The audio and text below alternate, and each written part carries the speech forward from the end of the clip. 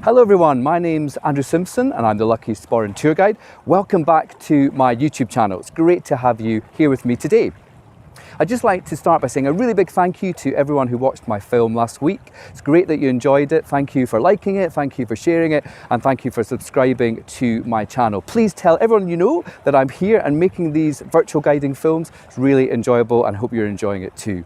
Also, just to say, I'm going to call it a film. I said video last week. That's a bit 1980s, so I think we'll stick with film.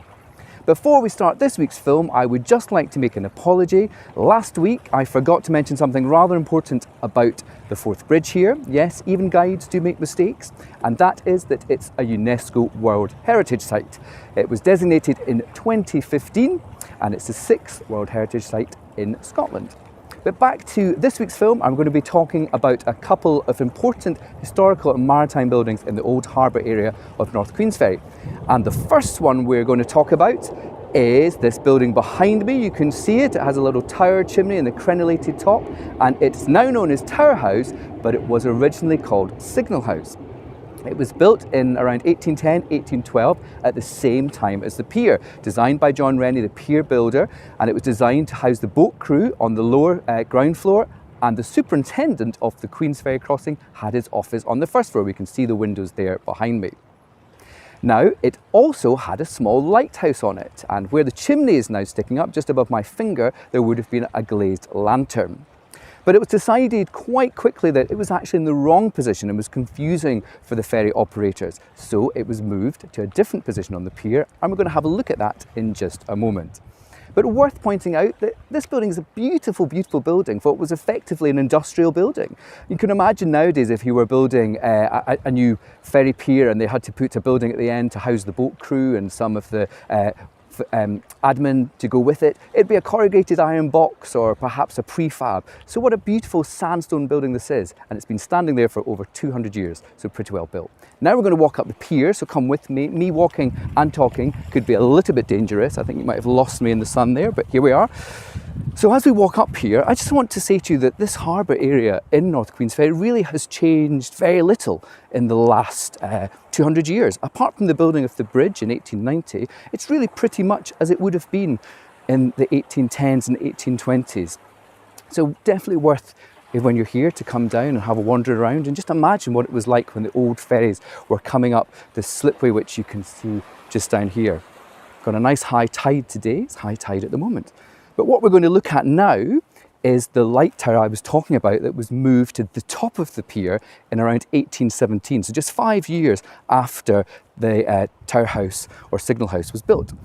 And we're just turning around, and here it is here. It is the world's smallest operational light tower.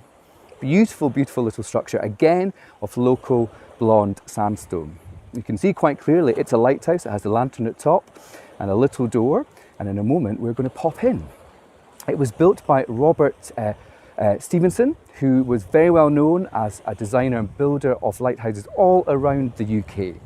And this is the smallest one he built. One of the biggest ones was the famous Bell Rock Lighthouse, which is out in the North Sea.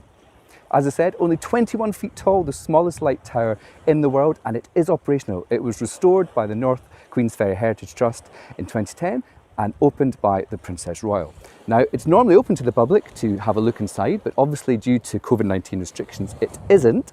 But I'm lucky because I know the person that has the key, and I've got the key. So we're going to pop in and have a look. So let's go across. Beautiful, beautiful little building. And as I said, it's open for you to come and enjoy. You can pop down, it's free, and go up the staircase yourself. So here we are, opening the door. And in we go. So at the bottom here, there's the start of the staircase. I'm not quite sure how this is going to work. Oh, here we are. Perfect, that was quite good actually. So up we go, up this stone turnpike staircase. 24 steps up to the top. Nearly there. And here we are coming in to the lantern itself. Absolute beautiful piece of Victorian engineering. Now, when this was operational in the early 1800s, so 1817 it was built, it would have been fired by whale oil. The whale oil was kept in a store down below, and then it would be fed up here. And this is the wick here, we can just see it there, that had to be trimmed and the oil kept at the right level to keep the flame that was burning on the other side of this copper dome to produce the light. It could be seen for 5 nautical miles, stretching further than the other side. And it was also designed to illuminate the pier. And you can see the piers right in front of us in the slipway. And that was why it was also put in this position, not just from a navigational point of view, but also so it could be used to illuminate the pier. This flue structure in the middle here was from the stove down below, and the stove did 2 things. It kept the oil at the right viscosity when that's a difficult word to say, isn't it? Anyway, I'm not going to try again. When it was cold, and also reduced condensation inside the building. Well, I hope you have enjoyed our little tour of some of the older buildings in North Queensferry Harbour, and our little secret journey to the top of the smallest operational light tower in the world. So from the top of it, thank you very much for watching. Please do tune in again soon for some more tours in North Queensferry.